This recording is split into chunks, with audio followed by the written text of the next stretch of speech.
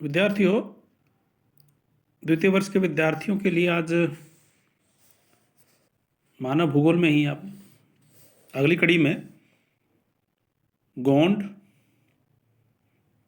भील, इस तरह की जो भारत की जनजातियां उसके बारे में पढ़ाई करेंगे।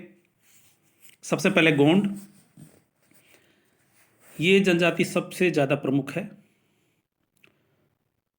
भौगोलिक दृष्टि से भी सबसे बड़े इलाके में फैली हुई है, जनसंख्या भी इसकी सबसे ज़्यादा है। मुगलों के बाद मराठा आक्रमण से पहले गोंड अपना शासन करते थे और जो मुस्लिम लेखक हैं इस प्रदेश को पूरे को गोंडावन नाम दिया था। इस शासन का अंत हुआ 1760 में, जब मराठाओं ने इस पर कब्जा कर लिया। यानी ये पूरी कहानी है मध्य प्रदेश की, जिसे पहले कहा जाता था सीपी, सेंट्रल प्रोविंसेस, और इसमें विंध्याचल, महादेव, सतपुड़ा, ये सारी पहाड़ियाँ आती हैं। नदियाँ जो बहती हैं वे हैं नर्मदा, गोदावरी और महानदी। और घने जंगल, वनस्पतियाँ, तेंदू, पारसा के जंगल, बहुत उपयोगी जंगल। तेंदू की पत्तियों का आप जानते हैं कि बीड़ी बनाने में उपयोग होता है और परसा से लाख प्राप्त होता है। अब ये जो गोंड लोग हैं ये छोटे छोटे समूहों में बंटे हुए हैं। जैसे एक है कोंडा गांव मुरिया, एक है हिल मुरिया, एक है गढ़वा, फिर है नारायणपुर मुरिया, इसी तरह से धाकर, नवा गढ़िया, भतरा, दंदामी मुरिया, हलवा और परजा। सामाजिक दृष्टि से इनका क्रम है, सबसे पहले हिल मरिया, फिर है दंदामी मरिया, फिर है गढ़वा, फिर है कोडगांव मरिया, फिर है मुरिया नारायणपुर, फिर परजा, हलबा, भतरा और धाकर। अब इनकी विशेषताएं देखिए। ये लगभग 5 फीट 5 इंच तक लंबे होते हैं और कुछ लोगों में, जैसे नवागढ़िया में जो गोंड लोग हैं वो 6 फीट लंबे भी मिलते हैं। रंग इनका होता है काला, बाल काले और रूखे, दाढ़ी के ऊपर, मूंछों में बाल बहुत कम, नाक बड़ी और फैली हुई, गठन संतुलित, सिर गोल, होठ मोटे। स्त्रियां पुरुषों की तुलना में बहुत छोटी होती हैं। रंग उनका कुछ कम काला होता है, होठ मोटे, आंखें काली, बाल काले और खड़े।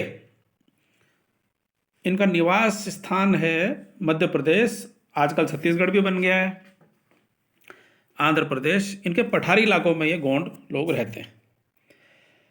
दक्षिण में देखिए तो गोदावरी नदी तक, विंध्याचल तक ये फैले हुए हैं। बस्तर के पठार इनका मुख्य क्षेत्र है। इसमें मारिया, मुरिया, परजा, भट्टरा, हबला, ढोकर ये सारे मिलते हैं। आंध्र प्रदेश के गंजम और विशाखापत्तनम जिलों में गोंड लोग रहते हैं। अब इनका ये पहले अच्छी जगह अपनी तलाश कर लेते हैं, उसके बाद वहाँ उत्सव का आयोजन होता है। और आजकल लेकिन ये पक्के आवासों में भी रहने लग गए हैं, पक्के आवास बनाने लग गए हैं। इन लोगों के निवास के लिए नंगले और पल्ली और छोटे छोटे गांव ये होते हैं। हर गांव के भीतर भोजन, वस्त्र, आश्रय, इसी तरीके का अपनी व्यवस्था होती है। वस्त्र और आभूषण देखें तो स्त्रियां तो काफ़ी भाग में गोदन करवाती हैं, तरह तरह की डिजाइन बनवाती हैं, सुंदरता के प्रतीक बनाती हैं। चांद तारों से स्त्री पुरुषों के चित्र बनवाकर शरीर को सजाया जाता है। और ये लोग तो प्राय सूती वस्त्र ही पहनते हैं। पास के किसी कस्बे से सूत और सूती कपड़ा ले आते हैं और कपड़े बनाते हैं अपने गांव में आकर के। पालतू भेड़ बकरियों से इन्हें ऊन और बाल मिल जाते हैं। तो ऊनी कंबल और कपड़ा अपने गांव में ही ये तैयार करते हैं। स्त्रियां मूंगे और नकली मोतियों की माला पहनती हैं और मूंगे और कोड़ियों से गूंथ करके हार बना लेती हैं। फूल पत्तियों से रंग बना लेती हैं। पशुओं के सींगों से कंघे बनाए जाते हैं और चांदी की और एल्युमिनियम की बालियां भी पहनती हैं ये। अब औजार देखते हैं इनके, तो औजार भी ये खुद ही तैयार करते हैं। गांव में एक लोहार होता है जो ये काम करता है। औजार इनके साधारण किस्म के औजार हैं, जैसे खुरपा, दांतली, हांसिया, हल, लकड़ी काटने के लिए कुल्हाड़ी, तीर, ये सब चीज़ें। सामाजिक व्यवस्था है कि पितृ प्रधान समाज है। अचल संपत्ति पुत्रों में बंटती है, पुत्री को हिस्सा नहीं देते। और लड़के को अपनी मनपसंद की लड़की से शादी करनी है तो उसे लड़की के पिता के घर 2 से 5 साल तक काम करना पड़ता है। एक पद्धति पैठू विवाह पद्धति भी है। गोंड लोग जो है संयुक्त परिवार में रहते हैं। परिवार की इकाई को कहते हैं भाई बंद। पिता या परिवार का सबसे जो बुजुर्ग पुरुष है वो मुखिया होता है। स्त्रियां कभी भी मुखिया नहीं बनती। इनमें विवाह कई प्रकार के हैं। सेवा विवाह, विधवा विवाह, हरण विवाह, विनिमय विवाह, मकली विवाह। तो विवाह का एक रूप है सेवा द्वारा पत्नी प्राप्त करना। इनकी भाषा में इसको लम सेना, लमना, लमझाना ये कहते हैं। और विवाह के लिए उम्मीदवार लड़का लड़की के पिता के घर में जाकर रहता है, खेती बाड़ी में मेहनत करता है, 2-5 साल तक वहाँ पर काम करता है, उसके बाद इनके विवाह हो जाता है। कभी कभी लड़का अपने ससुर के घर में ही रहने लग जाता है, तो ऐसे लड़के को कहते हैं चरघिया। गोंड विवाह का 5वां रूप जो है वो अनियमित विवाह है। इसे इनकी भाषा में अगर कहें तो इसे कहते हैं पैठू, पैठू विवाह। बहुपत्नी विवाह का भी प्रचलन है यहाँ पर। और विवाह विच्छेद का अधिकार जो है केवल पुरुषों को ही दे रखा है इन्होंने। तलाक के बाद पूर्व बच्चों पर पति का अधिकार होता है, पत्नी का नहीं होता। और इस प्रकार से बहुत सारे इनके रीति रिवाज हैं। ये नृत्य के प्रति काफ़ी रुचि रखते हैं। वाद्य यंत्र भी इनके हैं, उनको बजाते हैं और स्त्री पुरुष साथ साथ में नृत्य करते हैं। गांव का जो मुखिया है उसे पटेल या मुखादम कहते हैं। और गांव का जो चौकीदार है उसे कहते हैं कोतवार, उसे कोतवार कहा जाता है। और एक पुजारी भी होता है इनके यहाँ, उसे देवार कहते हैं। इस प्रकार से सामाजिक संस्थाएं इनकी होती हैं बाड़ा, गुरी और गोतुल। बाड़ा गांव के पटेल या मालगुजार का घर होता है। ये सुंदर होता है, बड़ा भी होता है। और इसी प्रकार से गांव के जो बड़े बुजुर्ग लोग हैं अपनी गांव की जो भी समस्या होती है उस पर विमर्श करने के लिए यहाँ पर आते हैं। और यहीं पर सरकारी अधिकारी और यात्री जो हैं वो भी टिक जाते हैं। इसी प्रकार से है गुरी। गुरी गांव का एक कम्युनिटी हॉल है एक तरीके का। ये जनसंख्या पर डिपेंड है कि कितना बड़ा ये होगा, और यहाँ पर भी कार्यक्रम होते हैं। तीसरा है गोतुल। ये गोंड लोगों का युवा गृह है और यहाँ युवक युवतियाँ रहते हैं। अलग अलग नामों से इसको पुकारते हैं। मुरिया लोग इसे घोटुल या गोतुल कहते हैं। भुइया, मुंडा, हो, और उत्तर प्रदेश में रंगबंग कहते हैं। डॉक्टर श्यामा चरण दुबे का मत है कि इन गृहों में तरुण तरुणियाँ सामाजिक धरातल पर परिचय करते हैं। इस प्रकार से गांव के चेलिक अर्थात अविवाहित नवयुवक जो हैं वे ही घोटुल घर का निर्माण भी करते हैं। मिट्टी से, तृण से दीवारों पर आलेख बनाते हैं। इस प्रकार से ये बहुत सुंदर घर बनाया जाता है। इस तरीके से खान पान और भोजन अगर देखें तो चावल और मोटे अनाज, पर्यावरण में जो भोजन अवेलेबल है वही ये लोग खाते हैं।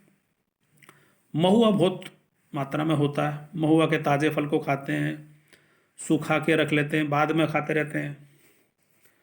टेंगू और चर के फल भी जंगल में बहुत ज़्यादा मिलते हैं, वो भोजन के रूप में लेते हैं। आम, आंवला, जामुन, कंदमूल, ये सब खाते हैं। आर्थिक जीवन है कि मुख्य व्यवसाय है इनका झूम कृषि और वन उपज को इकट्ठा करना, थोड़ा सा पशुपालन और मछली पालन।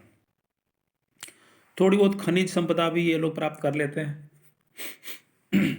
कुछ कारखाने इस इलाके में खुल गए हैं, इनके इलाकों में, तो इनको काम भी मिल गया है। ये नहीं तो टोकरी बनाते हैं, रस्सी बनाते हैं, बाजारों में बेचते हैं, इसी से अपना काम चलाते हैं।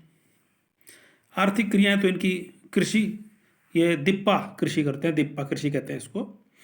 और 2-4 साल एक ज़मीन पर कृषि करते हैं, फिर उसको छोड़ देते हैं, फिर दूसरी जगह चले जाते हैं। और मुख्य रूप से गेहूँ, धान, कोंदो, ज्वार, कपास, चना आदि उगाते हैं। मछली पालन करते हैं, वन उपज इकट्ठा करते हैं, पशुचारण करते हैं। तो कृषि तो इनकी आदिम प्रकार की ही है क्योंकि घुमक्कड़ी का जीवन है, तो एक ज़मीन से जुड़ करके ये रहते नहीं, एक जगह रुक नहीं सकते। तो दिप्पा कृषि इनकी है। और ज़मीन को साफ़ किया जाता है, जला के, काट झाड़ करके, और बाद में उस ज़मीन को खोद खोद के बीज बोए जाते हैं। हलों से भी कहीं कहीं बीज बोए जाते हैं। और खेती करने से पहले देवी माता, जंगल के देवताओं को पशु बलि देते हैं ये। फिर है इनकी पेंडा कृषि। पहाड़ी भागों में, जो ढालों में जो वन होते हैं वहाँ पर करते हैं इसको। और ये सीढ़ीदार खेत बनाते हैं, और इस प्रकार से वहाँ पर तो जंगली घास और झाड़ियाँ वहाँ पर उग जाती हैं। थोड़ी बहुत उर्वरता भी वहाँ पर होती है, तो छोटी छोटी नहरें बना करके ये थोड़ा पानी वहाँ पर इंतज़ाम करते हैं, यानी कृषि सिंचाई भी करते हैं ये। इस प्रकार से पशुपालन, पशुपालन में देखें तो इनका जो रावत वर्ग है वो पशुपालन करता है। तो ये गाय, बैल एक दूसरे किसानों को बेचते रहते हैं, और ये दूध, दही और इस प्रकार की सामग्री भी, तो समाज में वैसे इन लोगों को पवित्र भी माना जाता है, क्योंकि इनका काम है खेती करना, लकड़ी काटना, दस्तकारी, उद्योगों का विकास। और रावत लोगों को दूध दही के बदले में अनाज और दूसरी चीज़ें मिल जाती हैं। कस्बों में जाके भी ये दूध दही बेचने का काम करते हैं। फिर मछली पालन है, तो बिल्कुल मछली, ये लोग मछली को पालते हैं और स्थायी पेशा इनका है, और कुछ इसको बेचते भी। उद्योग में देखें तो उद्योग इनका कोई बहुत बड़ा नहीं है। गांव में मैंने पहले बताया कि लोहार होता है, एक साधारण प्रकार के औजार बनाता रहता है, और यही काम उसकी अगली पीढ़ियां भी लगातार करती रहती हैं। अब आजकल देखें तो इनके शिक्षा का प्रभाव इन पर पड़ रहा है। लोग, भूमि तो अनुपजाऊ कुछ तो थी, कुछ और हो गई, वन संपदा खत्म होती जा रही है, और इनका अधिकार भी उस पर नहीं रहा। तो जीवन यापन का आ गया संकट। तो अपनी कठोर मेहनत से इनको भोजन जुटाना भी मुश्किल हो रहा है। इसके चलते ये निर्माण उद्योगों में मजदूरी करने लग गए हैं, और कोयला, लौह अयस्क, मैंगनीज आदि इनकी जो खदानें वहाँ पर बहुत ज़्यादा हैं, उनमें ये खनिकों का काम करते हैं। भिलाई का इस्पात केंद्र और अन्य जो औद्योगिक नगर हैं वहाँ पर ये मजदूर बने हुए हैं। और थोड़ी सी इनकी अर्थव्यवस्था भी थोड़ी सी उन्नत हो गई है। नई नई बस्तियाँ इनकी बस गई हैं, अस्पताल, स्कूल, बाजार की सुविधा भी इनको मिल जाती है। तो इनके रहन सहन में, इनके बर्ताव में बदलाव आ रहा है समय के साथ साथ, और जीवन इनका पहले से काफ़ी सुखी हो चुका है, कहने का मतलब। इस प्रकार से अब जो पहले जो हम पढ़ा करते थे कि भाई गोंड जनजाति के बारे में, अब वैसी ये जनजाति नहीं रही। दूसरी जनजाति अगर देखें तो वो है भील जनजाति। भील जनजाति राजस्थान, मध्य प्रदेश, खानदेश और गुजरात में मिलती है। और राजस्थान का तो एक पूरे ज़िले का नाम ही है भीलवाड़ा। और ये जंगल में रह के धनुष बाण से शिकार करते हैं। भील शब्द का अर्थ तमिल भाषा में होता है विल्वर, और विल्वर का मतलब होता है धनुर्धारी। यानी धनुष रखने वाला। लेकिन ये कृषि कार्य भी करते हैं और पशुपालन भी करते हैं। इनका निवास है पहाड़ का इलाका, पठार का इलाका, अरावली के दक्षिण पश्चिम से लेके उत्तर पूर्व तक ये फैले हुए हैं। और इनकी जो पूर्वी सीमा है वो है चंबल की नदी, और दक्षिणी सीमा है इनकी नर्मदा नदी। तो इसकी इनके इलाके में जो नदियां हैं वो चंबल, माही और बनास हैं। ये प्राक द्रविड़ जातियों में से इन्हें माना जाता है, और जलवायु के बदलने के कारण ये विंध्य प्रदेश में फैल गई हैं, ऐसा लोग मानते हैं। मेवाड़ में भीलों की 16 उपजाति हैं, डूंगरपुर में 32, बांसवाड़ा में 36 पाई जाती हैं। शारीरिक लक्षण इनके देखें तो छोटे कद के होते हैं, रंग गहरा काला, नाक चौड़ी, बाल रूखे, आंखें लाल, जबड़ा बाहर की ओर निकला हुआ, हाथ पैर की हड्डी मोटी, पुरुषों की अपेक्षा स्त्री सुंदर, शरीर सुगठित सुडौल। बस्तियां और घर देखें तो गांव छोटे छोटे, 20 से लेके 200 तक झोपड़ियां होती हैं। ये अक्सर पहाड़ की ढालों पर, जंगल में, नदियों के किनारे बनाते हैं अपनी बस्तियां। और इनकी झोपड़ियों को मिलाकर के पाल कहा जाता है कि भाई ये पाल है इनकी। और भीलों के घर को कहते हैं कू, और घर इनके आयताकार होते हैं। इनकी दीवारें बांस और पत्थर की बनी हुई होती हैं, फर्श मिट्टी का बना हुआ होता है, छत खपरेल या घास फूस की। तो जब गांव में कोई बीमारी फैल जाती है, पशु वगैरह मरने लग जाते हैं, तो गांव छोड़ देते हैं। सामाजिक व्यवस्था इनकी ऐसी है कि पूजा, विवाह विधियां, ये सारी इनकी अपनी है, संगठित रूप में। संयुक्त परिवार प्रथा है, पिता घर का मुखिया होता है, उसके निर्देश का सब पालन करते हैं। पिता को संपत्ति के अधिकार प्राप्त हैं, स्त्रियों को अधिकार कम प्राप्त हैं। खेती बाड़ी का काम ये और घर की व्यवस्था स्त्रियां करती हैं। शादी के बाद लड़का अलग हो जाता है। और भीलों का जो निवास है वो उष्ण जलवायु वाला है, तो सूती वस्त्र पहनते हैं। ऊनी वस्त्र की आवश्यकता इनको केवल सर्दी में कुछ समय के लिए होती है, वरना ये हमेशा सूती कपड़े पहनते हैं। पुरुष लोग तो ऊंचा कुर्ता और धोती पहनते हैं, सिर पर साफा। स्त्रियां सूत का दामन यानी लहंगा और कुर्ता और आंगी पहनती हैं। ये भीलों के जो गांव हैं एक ही वंश की शाखा के होते हैं। मुखिया को तदवी या वंशाओ कहा जाता है। और इस प्रकार से इनमें बहिर्विवाह प्रचलित है। विवाह का प्रस्ताव वर पक्ष की ओर से होता है। दापा प्रथा है यहाँ पर। लड़की का पिता जो है वो लेता है संपत्ति, धन। भील जो है वे वीर होते हैं, साहसी, निडर, स्वामी भक्त, शपथ के पक्के। केसरिया नाथ के चढ़ी केसर का पानी पी के ये कभी झूठ नहीं बोलते, घर आए शत्रु का भी सम्मान करते हैं। तो मेवाड़ के राजाओं की सेवा में ये ही रहे हैं। और मेवाड़ राज्य के चिन्ह में एक और तरफ राजपूत है, दूसरी तरफ है भील। इनके छोटे गांव को पाल कहते हैं और बड़े गांव को फाल कहते हैं।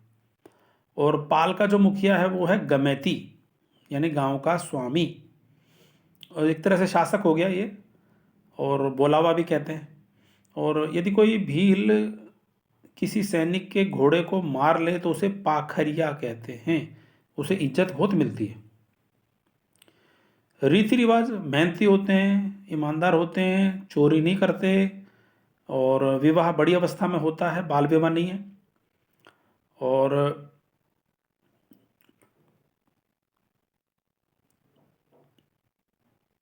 कहीं कहीं शूरता, साहस का प्रदर्शन करने पर युवक को युवती छांट लेने का अधिकार भी मिल जाता है, उसे कहते हैं गोल गधेड़ा। भीलों में बहुत से देवी देवताओं की पूजा भी की जाती है। भूत प्रेत में ये विश्वास रखते हैं और मृतकों का दाह संस्कार करते हैं। भीलों का धर्म अधिकतर हिंदू धर्म से मिलता जुलता है, अतः हिंदुओं के देवी देवता जैसे महादेव, राम आदि की पूजा करते हैं। जादू टोने में पूरा विश्वास है। मृत्यु के उपरांत जीवन में विश्वास है। मृतकों को जलाते हैं, कर्मकांड करते हैं, त्योहारों को मनाते हैं। होली इनका त्योहार है। अर्थव्यवस्था अगर देखें तो ये बहुत गरीब लोग हैं, जीविका के साधन है नहीं, भुखमरी की नौबत आई हुई है, और घुमक्कड़ प्रकृति के होते हैं, पशुपालन और कृषि कार्यों में लगे हुए हैं। अब धीरे धीरे ये लोग सरकारी सेवाओं में भी आ रहे हैं। 80% भील जो है वो खेती बाड़ी करते हैं। और कौन सी खेती? स्थानांतरित होने वाली कृषि, पहाड़ी ढालों पर तो मोटे अनाज, दालें, सब्जियां ये बोते हैं। इस खेती को कहते हैं चिमाता। और कहीं कहीं ये चावल, मक्का, मिर्ची, ज्वार, बाजरा, इस तरह की खेती को ये दजिया कहते हैं, दजिया। और सभी पुरुष तालाबों में मछली पकड़ने का काम भी करते हैं। जड़ें, खाद्य पत्तियाँ, फल, शहद आदि ये सब इकट्ठी की जाती हैं। पशुपालन भी करते हैं ये लोग, भैंस, गाय, भेड़, बकरी, मुर्गियाँ भी इनके द्वारा पाली जाती है। तो आजकल धीर बदल रहे हैं, जागरूक हो रहे हैं, शिक्षा का प्रसार हो रहा है, और सरकार भी इनकी तरफ ध्यान दे करके इनका विकास करने में लगी हुई है।